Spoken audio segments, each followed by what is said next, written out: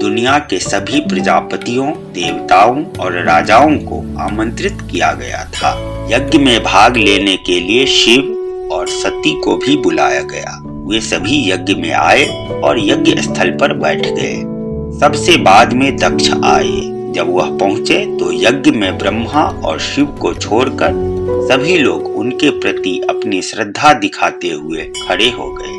ब्रह्मा दक्ष के पिता होने के नाते उठे नहीं, शिव दक्ष के दामाद होने के नाते और इस तथ्य के कारण भी कि वे खुद को दक्ष से कद में श्रेष्ठ मानते थे, बैठे रहे।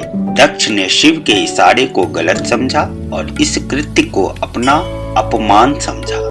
दक्ष ने अपमान का बदला इसी प्रकार लेने की प्रतिज्ञा की। दक्ष ने शिव से बदला लेने की इच्छा से यज्ञ किया। दक्ष ने शिव और सती को छोड़कर सभी देवताओं को यज्ञ में आमंत्रित किया। यह तथ्य है कि उन्हें आमंत्रित नहीं किया गया था। सती की यज्ञ में शामिल होने की इच्छा पर कोई असर नहीं पड़ा।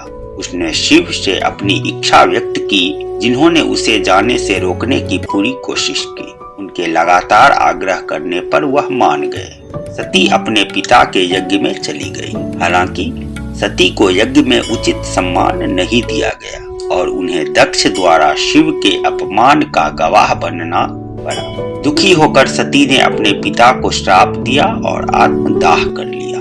अपने जीवन साथी के अपमान और मृत्यु से क्रोधित होकर शिव ने अपने वीरभद्र अवतार में दक्ष के यज्ञ को नष्ट कर दिया और उसका सिर काट दिया। उनका क्रोध शांत नहीं हुआ और दुख में डूबे हुए शिव ने सती के शरीर के अवशेषों को उठाया और पूरी सृष्टि में तांडव विनाश का दिव्य नृत्य किया। भयभीत होकर अन्य देवताओं ने विष्णु से इस विनाश को रोकने के लिए हस्तक्षेप करने का अनुरोध किया। भाई के रूप में विष्णु जी ने सती के शव पर सुदर्शन चक्र का प्रयोग किया। इससे सती के शरीर के विभिन्न हिस्से दुनिया भर में कई स्थानों पर गिरे।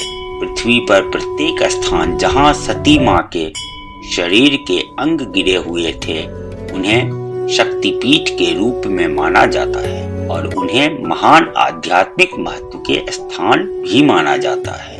52 शक्तिपीठ में से पहला शक्तिपीठ हिंगलाज शक्तिपीठ कहलाता है, जो कि अभी पाकिस्तान में है।